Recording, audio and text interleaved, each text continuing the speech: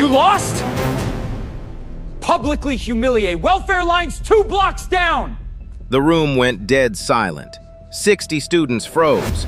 Chad Wilson, black belt, owner of the dojo, stared down at the small black woman with the mop. I work here, sir. Work? Your kind don't work. You beg. I don't want trouble. Too weak to fight. Gepley off my mat. This floor is for warriors. I just need this job. Then beg for it publicly on your knees. That's all your kind's ever been good for. I don't beg. Nobody moved. Tamika's hands trembled on the mop handle. She lowered her head. He didn't see her knuckles whiten. He didn't see the scar on her forearm. He didn't know what was about to walk through that dojo door and end his entire life as he knew it. Aurora, Colorado. A strip mall off East Mississippi Avenue. Squeezed between a nail salon and a tax office sat Apex Striking Academy, Chad Wilson's pride and joy. His face was on every banner. His name was on every trophy. He'd inherited the place from his father 2 years back and hadn't stopped reminding people since. Inside, the air smelled like rubber mats and energy drinks. Pop music thumped from cheap speakers. $40,000 mirrors lined the walls. And every morning at 6 a.m. before the lights came on, a quiet black woman in a gray janitor's shirt unlocked the side door and started cleaning. Her name was Tamika Turner, 41 years old, 5'5", a slight limp in her right leg. Most students never learned her name. To them, she was the woman with the mop. She lived in a 2-bedroom duplex 12 minutes away. Her rent was $900 a month. She worked 2 jobs, janitor at the dojo on weekdays, front desk at a 24-hour gym on weekends. She tutored neighborhood kids on Sunday afternoons for free. She raised her niece, Aaliyah Brooks, 18 years old. Aaliyah's mother, Tamika's younger sister, had died of a brain aneurysm 3 years ago. Tamika took the girl in the same week. Aaliyah was tall, sharp-eyed, top of her senior class at Rangeview High. She had a partial scholarship to the University of Colorado. She wanted to be a journalist. She filmed everything. What none of the students at Apex knew, what Chad Wilson definitely didn't know, was the story underneath Tamika's gray uniform. 15 years in the United States Marine Corps. Camp Lejeune, Quantico, 3 deployments. Retired gunnery sergeant. Master instructor in the Marine Corps Martial Arts Program, MCMAP, the most punishing combative system in the American military. She had personally trained over 4,000 Marines. The limp came from a roadside bomb outside Fallujah. The scar on her forearm came from a knife disarm she taught for 9 years. The last mission she ran was sealed under a federal NDA. The dog tags lived in a cedar box on her dresser. She never talked about any of it. Not at work, not at church, not even with Aaliyah, until the girl was old enough to ask. "Why don't you tell people, Auntie?" Aaliyah asked once, washing dishes. Tamika dried a plate slowly. "Loudest fighters are usually the worst ones, baby. The good ones don't need to advertise." She took the janitor job because the pay was steady and the hours matched Aaliyah's school schedule. That was the only reason. She didn't care that Chad's banners covered every wall. She didn't care that the trophies in the case were participation medals dressed up like championships. She cared that her niece had a home, food, and a future. Chad Wilson, on the other hand, cared about being seen. 34 years old, 6'2", a second-degree black belt from a federation his own father had founded. He'd never served. He'd never competed above regional amateur. He posted shirtless gym selfies 4 times a week with captions like, "Sheepdog Mindset," and "Born to Lead." Female students complained about his private lessons. 2 had quit in the last year. Their complaints were filed away in a manila folder his front desk girl kept hidden in a drawer. He bullied the small ones. He coddled the rich ones. And he saved his loudest cruelty for the woman who mopped his floors, because she never fought back. Until one Tuesday morning in November, Tamika was carrying a fresh bucket of water across the lobby when she noticed something most students walked past every day without seeing: the heavy bag in the corner. The chain was hanging crooked, one link half snapped. a 100-pound bag ready to drop on the next kid who threw a low kick. Chad had walked past it 3 times that morning. So had 2 assistant instructors. Nobody noticed. Tamika set the bucket down, reached up with one hand, and what happened in the next 90 seconds, Aaliyah caught the whole thing on her phone. Tamika reached up with one hand, lifted the 100-pound bag off the broken hook, held it steady against her hip, pulled the snapped chain link free with 2 fingers, threaded a new one from the supply box, and rehung the bag, all in under 90 seconds. She did it like a woman closing a kitchen cabinet. Aaliyah filmed from the locker room doorway, jaw slack. She'd seen her aunt carry groceries with a smile. She'd never seen her lift 100 pounds with one arm and not even breathe hard. Tamika wiped her hands on her pants, picked up the mop. Then Chad walked in. He saw the bag back on the hook. He saw the janitor walking away. He didn't see the chain. He didn't see Aaliyah's phone. Hey, ghetto girl. Tamika stopped. Who said you could touch my equipment? The chain was broken, sir. A student could have... I didn't ask you to think. I asked who told you to touch it. He stepped close, real close. You touch one more thing in my dojo without permission, I'll have you charged for theft. You hear me? Yes, sir. Say it louder, so the back of the room hears. Yes, sir. Chad grinned at the warm-up class trickling in. See? That's the only language that works on them. Shame and volume. Then he shoved her shoulder, hard. Hard enough that Tamika's bad leg buckled and she stumbled sideways into the mirror. Her head hit the glass with a soft thud. A crack spread across the corner. Now you owe me for the mirror, too, he laughed. Add it to your tab. Students laughed with him, not all, but enough. Tamika pushed off the mirror, steadied her leg, walked into the bathroom without a word. Inside, she locked the stall, gripped the sink, closed her eyes, box breathed the way drill instructors do. 4 in, hold 4, 4 out, hold 4. Her hands were shaking, not from pain, from restraint. That night, Aaliyah sat on her aunt's bed, phone in hand. Auntie, please, just let me post it. Tamika stared at the ceiling. Post what, baby? Everything. The bag, the shove, all of it. By 6 a.m., the video had 12,000 views, and Chad Wilson's name was tagged in every comment. Chad Wilson woke up to 47 missed calls. He didn't answer any of them. He opened TikTok instead. The video had 86,000 views by 7 a.m. The caption read, My aunt is a janitor at this dojo. The owner shoved her into a mirror today. She didn't even raise her voice. The comments were a wall of fire. Drag him! Who is this Chad? Tag the gym. That woman moved like she knew exactly what she was doing. That last one made Chad squint. He watched the clip again. The shove, the mirror, the way the janitor steadied herself. Most people wouldn't catch it.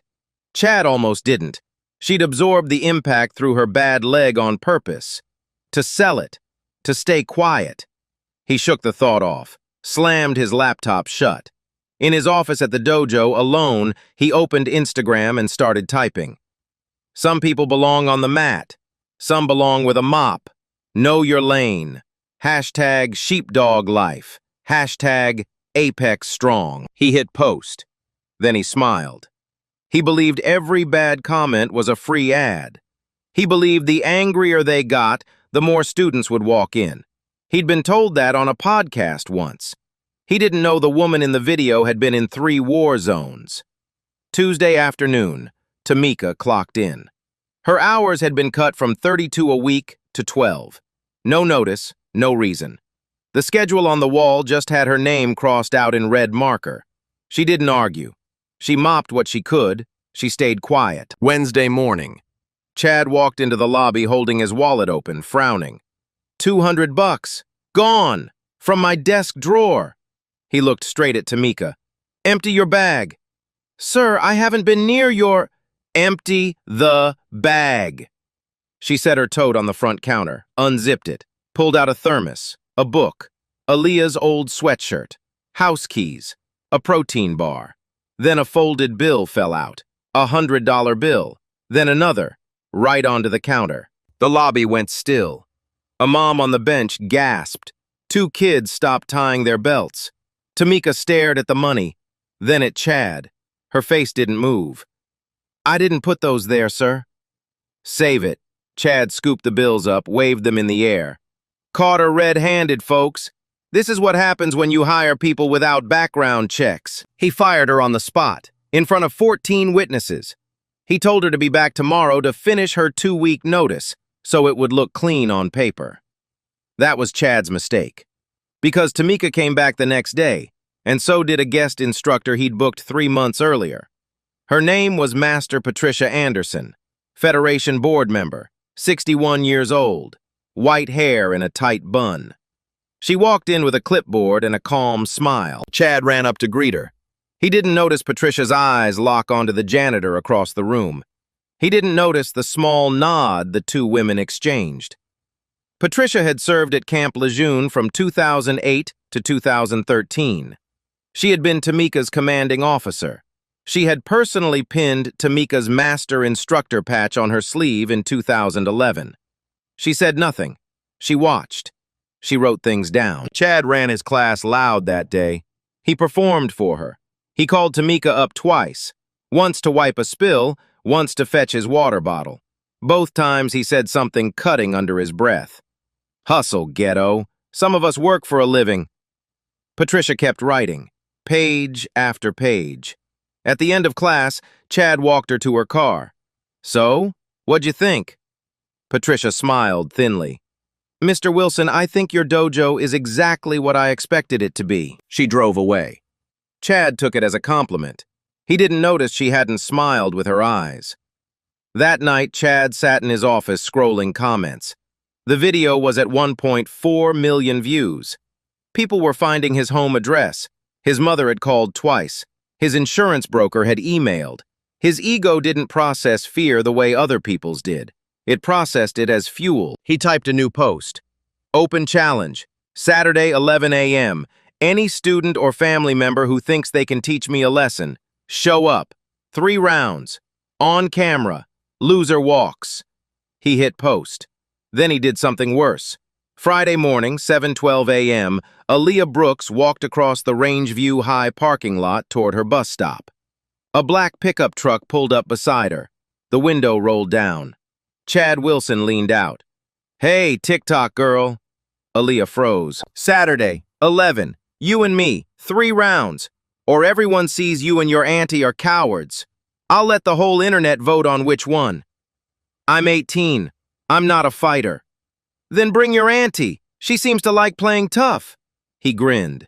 Then he reached out the window and grabbed her backpack strap, tugged it, hard enough to pull her half a step toward the truck. "Don't disappoint me, sweetheart." He drove off.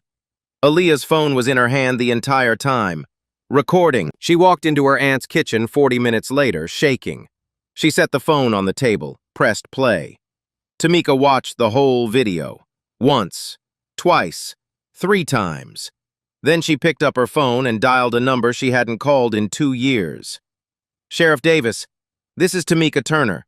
I need to ask you a hypothetical. If a grown man on private property issues a fighting challenge to a teenage girl on video, what's the legal exposure?" There was a long pause on the other end. "Tamika, what kind of trouble are you in?" "Not me. Yet." She hung up, walked to her bedroom, pulled a footlocker out from under the bed. The stencil on the lid read, USMC, G.A. Sergeant T. Turner, 0916. She unlocked it. Aaliyah stood in the doorway. Her eyes went wide. "Auntie, is all of that real?" Aaliyah sat on the bedroom floor.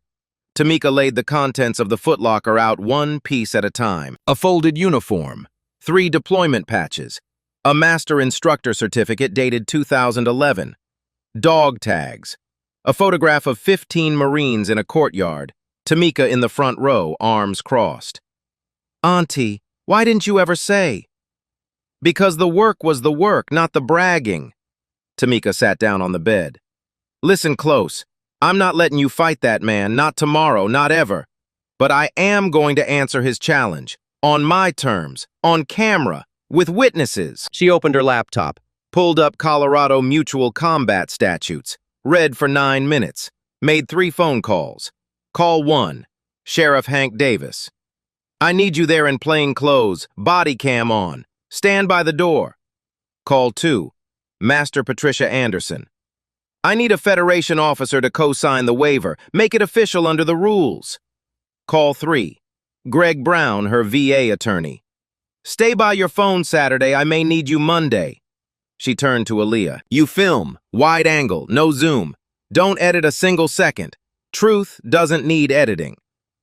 Saturday morning, 6:13 a.m. Tamika stood outside the dojo, duffel bag over her shoulder. The sun wasn't up yet. The lobby light was already on. Inside, Chad was warming up, alone, smiling at himself in the mirror. By 10:47 a.m., the parking lot was full.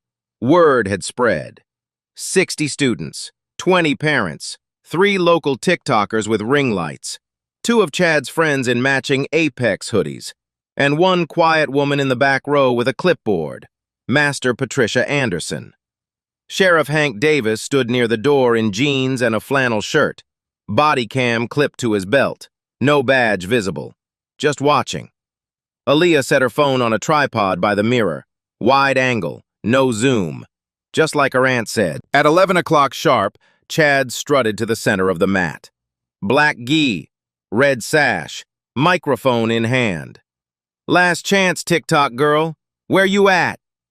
The crowd murmured. Aaliyah stood up from her tripod. I'm here. Tamika stepped between them before Chad could speak again. She wore a faded olive PT shirt, USMC across the chest, gray sweatpants, bare feet, no braid, no makeup. She's 18 years old. She's not fighting anybody. You want to fight, Wilson? You fight me. Same rules. Same 3 rounds. The room went silent. Chad blinked.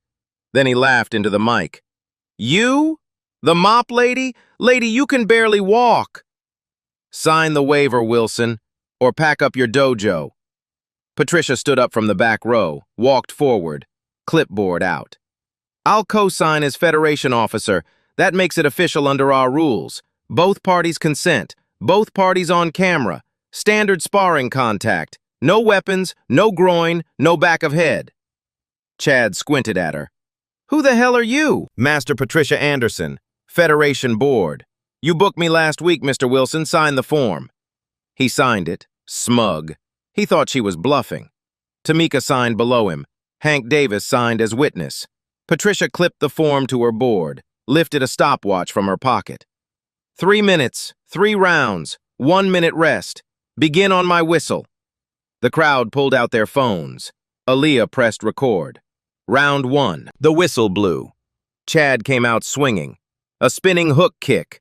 Flashy, telegraphed, the kind of thing that wins YouTube tournaments and loses real fights. Tamika stepped inside. Not back. Inside. Hip to hip with him before his foot finished arcing. She caught his shoulder, dropped her level, swept his planted leg. Chad hit the mat flat on his back. Hard. The crowd gasped. Somebody dropped a water bottle. Tamika didn't pounce. She stepped off, walked to her corner, waited. Chad scrambled up, red-faced. He came again. Jab, jab, cross. Tamika parried each one with the back of her wrist, like brushing flies off a counter. She didn't throw a single punch. She was grading him. By the end of round 1, every Marine in the audience, and there were 3, had figured out what she was doing. The rest of the room hadn't. Patricia blew the whistle. Rest! Round 1 to Tamika by takedown. No strikes thrown. Round 2, Chad changed tactics. He shot a double-leg takedown. Sloppy. Head down. Hips too high. Tamika sprawled. Textbook MCMAP sprawl, hips dropping like a guillotine. She landed on his back, slid one arm under his chin, locked the other across his shoulder. A Darce choke. Tight. Clean. Chad's face went purple in 4 seconds. She held it for exactly 3 more, long enough to let him feel it. Then she released, stood up, stepped away. She leaned down and whispered something only he heard. That was a tap, Wilson. You're out. Walk away. Chad coughed on the mat. Hank Davis took a half step forward. Patricia raised one hand. Continue? Chad nodded, climbed back up. His eyes had changed. Pride had turned to rage. Rage made men stupid. Patricia blew the whistle. Round 3. Chad charged. Wild haymaker. Tamika slipped left. He stumbled past her. And then he did the thing that ended his career. He spun, dropped his elbow, and drove it down across the back of Tamika's head as she turned. A full-force, deliberate strike to the base of the skull. Illegal. On camera. Witnessed by 63 people. The crowd shouted. Hank Davis stepped forward. Patricia raised her whistle. She never had to blow it. Because Tamika was already moving. She'd rolled with the elbow. Let it skim, not land. Her left hand was already coming up underneath. A short corkscrew right to the floating ribs. The kind of punch you don't see on YouTube highlight reels. The kind they teach in Quantico. Chad doubled over with a sound nobody had heard before. Half cough, half scream. Tamika followed with an outside foot sweep. Textbook. Beautiful. Her bad leg planted. Her good leg whipped his ankle out from under him. Chad went down. Sideways. His head bounced once on the mat. He didn't get up. Tamika stood over him, palms open, palms down. The Marine instructor's signal for safe. No further action needed. She didn't raise her arms. She didn't celebrate. She walked to her corner, picked up her water bottle, and unscrewed the cap. The room was silent. You could hear the overhead lights buzz. Patricia walked to the center of the mat, looked down at Chad, looked at Hank, who was already kneeling beside him, checking his pulse. Match called. Round 3. Wilson disqualified for illegal contact. Turner wins on disqualification and stoppage. She turned to the crowd, held up the signed waiver. This was a Federation-sanctioned bout. Both parties consented. Both parties signed. The footage stands as official record. 3 Marines in the back row stood up. One of them began to clap. Slow. The applause spread until it filled the room. Not cheering, not celebrating. Something quieter. Something closer to recognition. Aaliyah was crying behind her phone, still recording. Hank Davis called for medics. Chad was breathing. Conscious. Furious. He tried to sit up and Hank pressed a firm hand to his chest. Stay down, son, you're done. Tamika walked over to Aaliyah, took the phone off the tripod, looked at the screen. Upload it. Wide cut. No music, no edits. Where, Auntie? Everywhere. At 12:04 p.m., Aaliyah hit post. Caption. He said she was too weak to fight, too black to teach. He didn't know she trained Marines for 15 years. Hashtag Justice for Tamika. By 2 p.m., the video had 200,000 views. By 5 p.m., 1.1 million. By 8 p.m., 4.2 million. It hit Twitter, Reddit, Reels, WorldStar. 3 veteran pages reposted it with the caption, "This is what 20 years of muscle memory looks like." By 9 p.m., Tamika was sitting at her kitchen table with Aaliyah, eating leftover spaghetti. Her phone buzzed on the counter. Unknown number. She picked up. Ms. Turner, this is attorney Garrett Smith. I represent Chad Wilson. My client will be filing assault charges Monday morning. $850,000. Don't leave the state. The line went dead. Tamika set the phone down, looked at her plate. Aaliyah whispered, Auntie, what do we do? Tamika picked up her fork. We eat, then we get to work. Monday morning, 9:14 a.m. Garrett Smith stood on the steps of the Adams County Courthouse in a navy suit. Cameras everywhere. He raised a thick folder above his head. My client, Chad Wilson, was ambushed in his own dojo. By a woman with classified military training she failed to disclose. By a Federation officer she conspired with. By a sheriff she manipulated into being present. This was not a sparring match. This was a hit job. He paused for the cameras. We are filing for $850,000 in damages, assault, emotional distress, loss of business, and a permanent injunction barring Ms. Turner from any contact sport facility in the state of Colorado. The clip went on every Denver news station by noon. By 3 p.m., Chad released his own video. Neck brace. voice cracking, a tear sliding down one cheek on cue. I'm a small business owner. I trusted my staff. I let a woman into my dojo who lied about who she was. I have nightmares now. I can't sleep. I can't train. Please, if you believe in due process, support my legal fund. He linked a GoFundMe. It hit $50,000 in 6 hours. The narrative flipped fast. Denver Talk Radio called Tamika the Marine Vigilante. A national podcast host who'd never heard of her 2 days ago spent 40 minutes calling her a stolen valor case waiting to happen. Conspiracy pages claimed her record was forged. They said the VA was protecting her. They said her dog tags were eBay props. The VA confirmed her service. But her last deployment file was redacted, sealed under a federal NDA. That single black bar at the bottom of the document became ammunition. What's she hiding? Why won't they release the file? Real Marines don't sue. Real Marines stay quiet. Tamika stayed quiet. That made it worse. Tuesday afternoon, Aaliyah's principal called her into his office. Miss Brooks, we need to talk about the video you posted. There are parents concerned. There's a school board meeting Thursday. There's been talk of suspension. Or, worst case, pulling the recommendation for your scholarship. Aaliyah sat very still. Sir, my aunt was defending herself. That man challenged me first. I'm not arguing with you, Miss Brooks. I'm telling you what the board is saying. She walked out without crying. She cried in her car for 9 minutes. Then she drove home. Wednesday morning, a yellow envelope was taped to Tamika's front door. A 30-day notice. The landlord cited negative attention affecting other tenants. No specifics, just 30 days. Tamika folded the notice, put it in a drawer, made coffee. That night, Greg Brown, her VA attorney, sat at her kitchen table with 2 binders and a yellow legal pad. Tamika, listen to me. They're going to put you on the stand, and Garrett Smith is going to ask you one question over and over in different ways. He's going to ask you to describe the combatives you used, where you learned them, from whom, what program, what deployment. He wants the NDA. He wants the NDA. If you describe your last mission in detail, you violate federal law and you go to prison.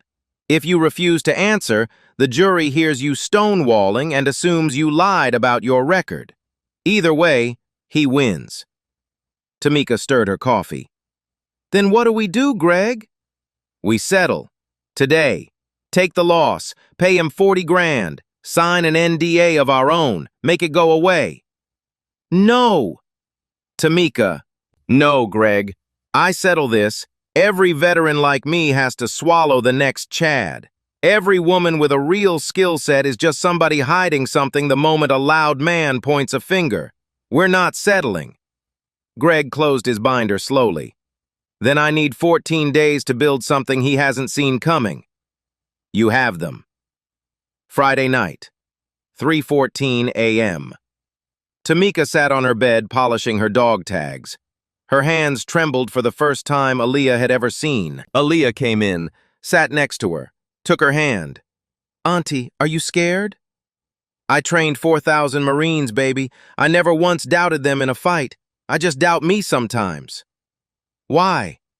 Because when I taught them, I knew what they were walking into, and nobody was lying about who they were. Aaliyah squeezed her hand. Then let me film the truth, all of it. From the first shove to the verdict, we tell it straight, we let people decide. Tamika kissed the top of her niece's head. You're gonna be a hell of a journalist, baby girl.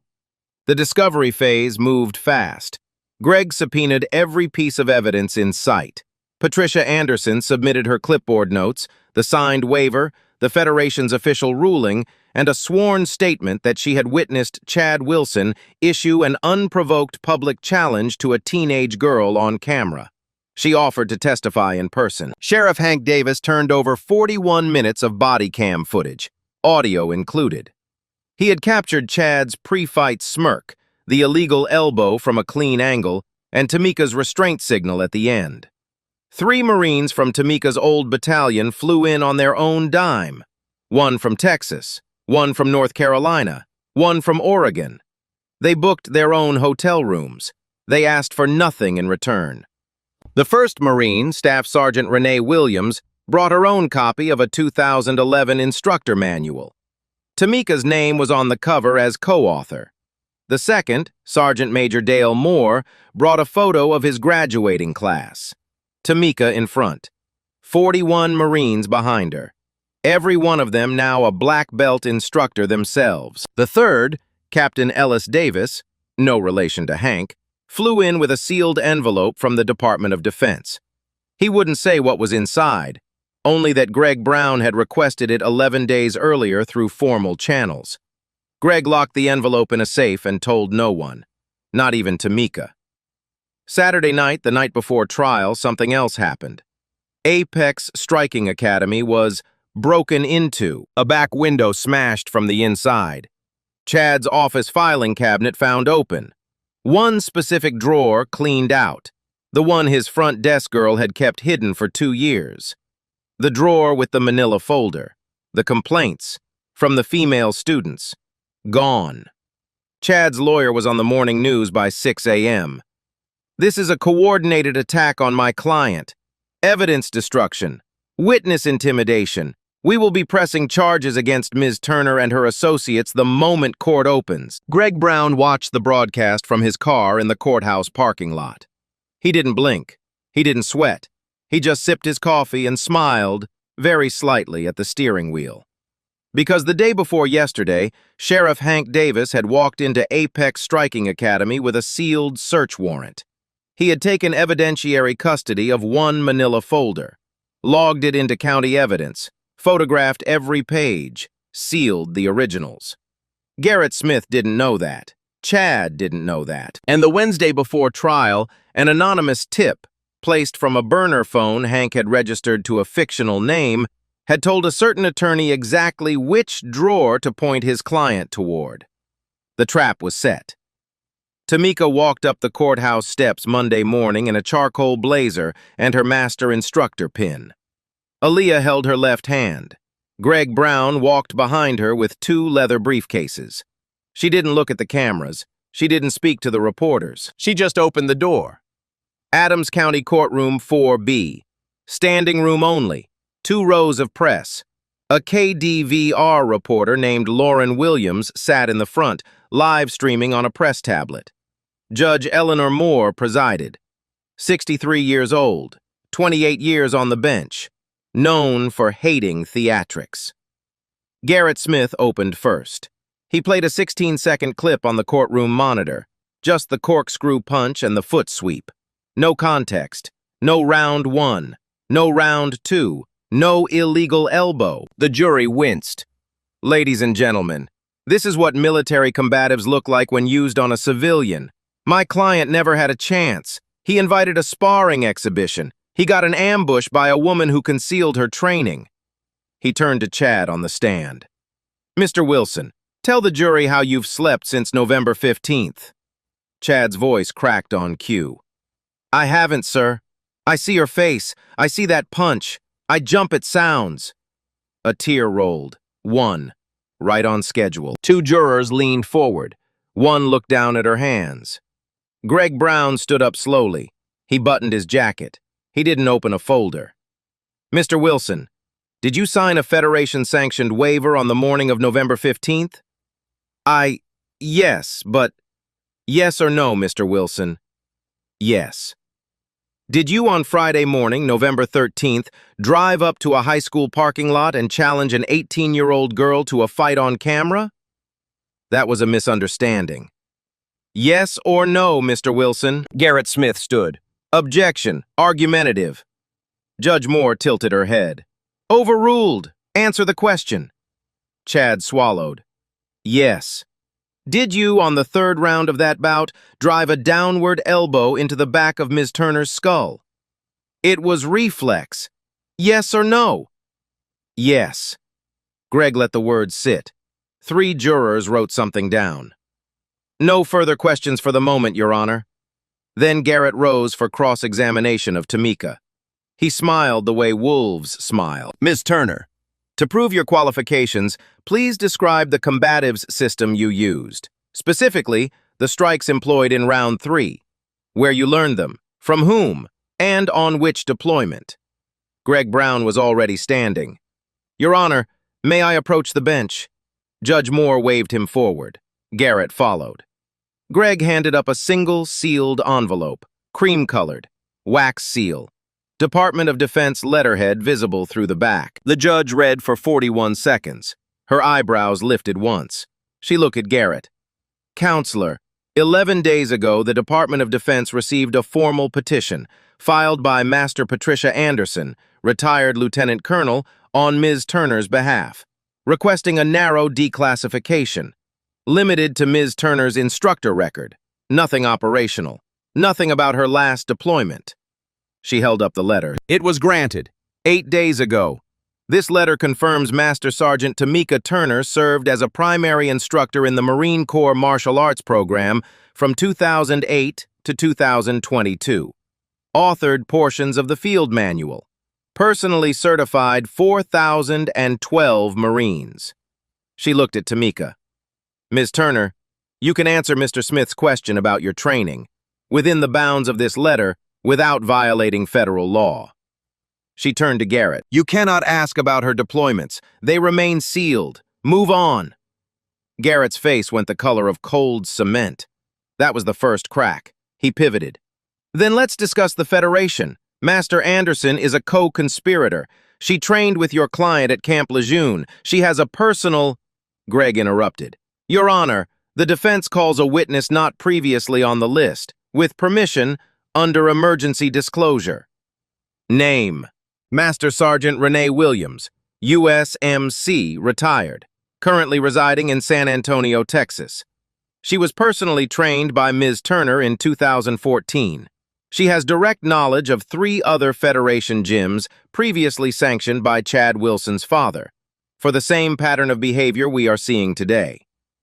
Garrett objected 6 times in 30 seconds. The judge overruled all 6. Renee Williams walked in. 45 years old, crew cut, crisp blue dress. She raised her right hand and was sworn in. She spoke for 9 minutes. She talked about a gym in El Paso, a gym in Tampa, a gym in Sacramento, all 3 formerly affiliated with Chad's father's federation, all 3 with documented complaints from women filed and quietly buried. By the end, the jury wasn't looking at Tamika anymore. They were looking at Chad. Then came the second twist. Garrett, sweating now, swung for one last hit. Your Honor, I'd like to enter into evidence the burglary report from Apex Striking Academy. The night before this trial, my client's office was broken into. A file containing complaints, fabricated complaints, was stolen. We believe Ms. Turner's team is responsible. Greg Brown didn't move. He simply slid a folder across the table to the bailiff. Your Honor, the file Mr. Smith refers to was not stolen. It was taken into evidentiary custody by Sheriff Hank Davis on the Saturday before the alleged break-in, pursuant to a valid search warrant, logged, photographed, sealed. We have the original on hand and would like to enter it into the record, with the court's permission. Judge Moore opened the folder, read the cover page, then the second page, then the third. Her jaw tightened, visibly. She looked up. Counselor Smith, are you telling me you accused the plaintiff of evidence tampering? On the morning news? On the basis of a break-in that was, in fact, a lawful search executed 48 hours earlier? Garrett opened his mouth, closed it. Chad stood up from the defendant's table. That's a lie. That folder was sealed in my drawer. Nobody had a warrant. Mr. Wilson, sit down. This is a setup. She must have used something illegal. There's no way a janitor... Mr. Wilson, sit down. He sat. Judge Moore looked at the jury, then at Tamika. Ms. Turner, do you wish to make a brief statement before closing? Tamika stood. She didn't look at Chad. She didn't look at the cameras. She looked at the back row where 3 Marines were sitting straight as flagpoles, and at Aaliyah, whose phone was on her lap recording quietly. Your Honor, I didn't fight Chad Wilson to win a tournament. I didn't fight him to prove anything. I fought him because 48 hours earlier, he grabbed my 18-year-old niece by her backpack strap in a parking lot and told her she'd fight him on Monday. I gave him 3 rounds to walk away. I gave him 2 warnings. He chose the elbow. I chose to stop it. That's all this was. She sat down. The courtroom held its breath. Judge Moore took 10 minutes in chambers. When she came back, she did not address the jury for a verdict on damages. She addressed Garrett Smith. Counselor, based on the evidence on record, the signed waiver, the Federation ruling, the body cam footage, the eyewitness testimony, and the documented pattern of harassment by your client, I am dismissing the plaintiff's claims with prejudice. Furthermore, I am granting the defendant's countermotion for directed verdict on the count of harassment of a minor, apologies, of a teenage girl, by a clear preponderance. She turned to Chad. Mr. Wilson, the Federation will hear from this court within 72 hours regarding your certification. Your insurance carrier has already been notified. You are not, at this time, in criminal custody. That decision is not mine to make today. She struck her gavel. Court is adjourned. Outside on the courthouse steps, Lauren Williams stuck a microphone out as Tamika walked past. Ms. Turner, what do you want to say to the people watching at home? Tamika paused. Just one beat. I'd say, have you been watching The Quiet Ones? She walked down the steps. Aaliyah on one side, Greg on the other, Patricia behind them. 3 Marines bringing up the rear. The clip of her line, have you been watching The Quiet Ones? Hit 10 million views by midnight. 30 days later, Apex Striking Academy closed its doors. The Federation revoked Chad Wilson's black belt by formal letter. His insurance carrier dropped his policy within 72 hours of the verdict. His landlord terminated the lease for cause. The strip mall sign came down on a cold Tuesday morning in December. A woman from the nail salon next door watched from the sidewalk, sipping coffee, and said only, "Took long enough." Chad pleaded down on the harassment count. No jail time, 2 years probation, 300 hours of community service, permanent loss of his Colorado martial arts instruction license.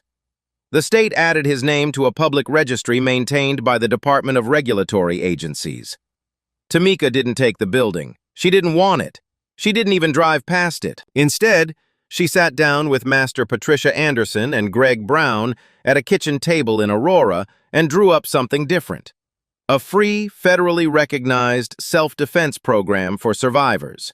Women, veterans, single mothers, teenagers who'd been bullied, people with disabilities, anyone who walked through the door.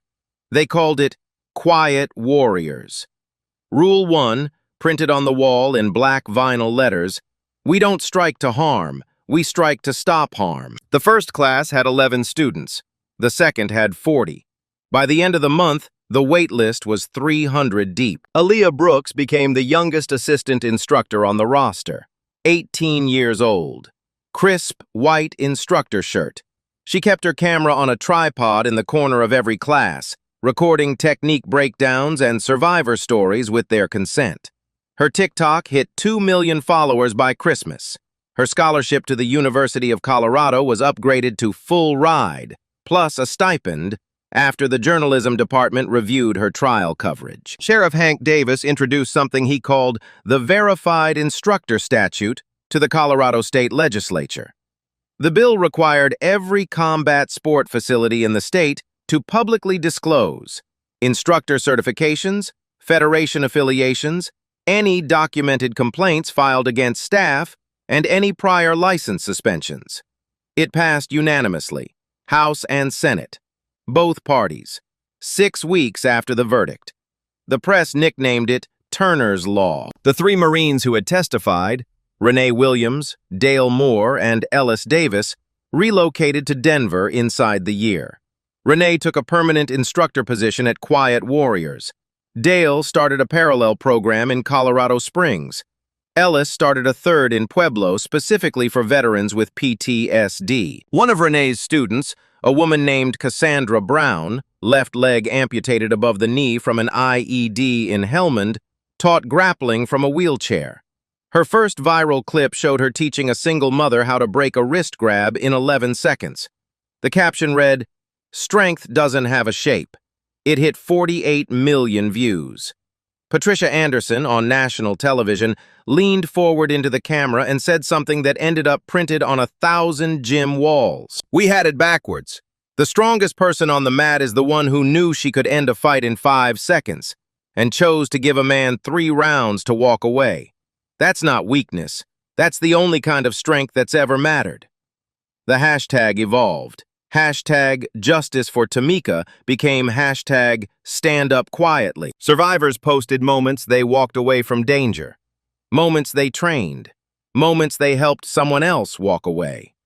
A woman in Atlanta posted a video of herself dropping a man twice her size in a grocery store parking lot, and then waiting calmly for police. "Quiet warriors taught me this last month," she captioned it. "Thank you, Tamika." The final scene of the year happened on a Tuesday morning in late November. Aurora Dojo, 6 a.m. Frost on the windows.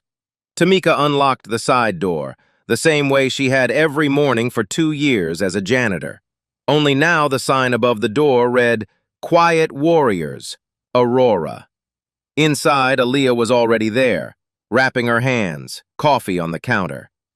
Tamika set down her keys. Outside, a line was forming on the sidewalk. 6 women, 2 men, a teenager with a black eye and her mother, 2 off-duty Aurora police officers, a veteran in a wheelchair, a man holding his daughter's hand. 41 people by the time the sun came up. Tamika walked to the door, turned the deadbolt, pushed it open. She looked at the line, cold air on her face, steam rising from 41 breaths in the dawn. She smiled, soft and steady. "Y'all ready to begin?" 1 year later, Quiet Warriors operates in 12 cities: Aurora, Colorado Springs, Pueblo, Denver, Atlanta, Memphis, Detroit, Baltimore, Oakland, Phoenix, Houston, and, as of last month, Brooklyn. Over 6,000 students enrolled, 83 certified instructors, every one of them vetted through the new federal standard Patricia Anderson helped author. Tamika Turner was invited to speak at the Pentagon last spring, a mentorship summit for women in uniform. She wore her dress blues for the first time in 9 years. She spoke for 14 minutes. She did not read from notes. She received a standing ovation that lasted just over 2 minutes. She walked off the stage, found a quiet hallway, and called Aaliyah to ask what her niece wanted for dinner. Aaliyah graduated high school as valedictorian, full ROTC scholarship to the University of Maryland on a Marine Corps contract. Her commissioning ceremony is scheduled for the spring after next. She still films. She still posts. Her documentary short on Quiet Warriors, 16 minutes, no music, no narration, just survivors talking, won a regional Emmy in the student category. Patricia Anderson sits on the new National Combat Sports Oversight Board. She helped draft federal language modeled on Turner's Law. 8 more states have adopted it. 3 more are in committee. Sheriff Hank Davis was re-elected with 71% of the vote, the highest turnout the county had ever recorded. Greg Brown argued an extension of Turner's Law before the 10th Circuit Court of Appeals. The ruling came down in February. Unanimous, in favor. Chad Wilson works warehouse logistics in a town 200 miles south of Aurora. He hasn't attended a martial arts event in 14 months. A reporter knocked on his door last week. He declined to comment. The door closed quietly. And Tamika still unlocks the side door at 6 a.m. every weekday. Same hour, same keys, different sign on the wall. She still tutors kids on Sunday afternoons. For free. She still drinks her coffee black. She still walks with a slight limp. She still doesn't tell people what she did in the Marines unless they ask twice. Now, before we close, I want to leave you with 3 things this story taught me. 3 things I want you to carry out of this video and into the rest of your week. 1. The bully you tolerate today is the predator someone else has to fight tomorrow. Silence is not neutrality. Silence is a vote. When you see a Chad Wilson in your office, your gym, your school board, your family group chat, you don't have to throw a punch. You just have to refuse to laugh, refuse to look away, refuse to be the audience that makes the cruelty worth performing. 2. Skill without ego is the rarest weapon on earth. Anybody can be loud. Anybody can post a highlight reel. The people who actually know what they're doing, surgeons, soldiers, master tradesmen, real teachers, they usually don't need to tell you. They just do the work. When somebody whispers, lean in. When somebody mops the floor without complaining, watch them work. The quiet ones almost always know something the loud ones don't. 3. Sometimes the strongest person in the room is the one holding the mop. Sometimes the toughest person on the bus is the grandmother 3 rows back. Sometimes the most dangerous person in a fight is the smallest one, because she's the only one who knows how to end it without doing harm. Underestimation is not the protagonist's problem. It's the bullies. And it's been the bully's downfall in every single story like this one, for as long as stories have existed. So, here's what I want from you.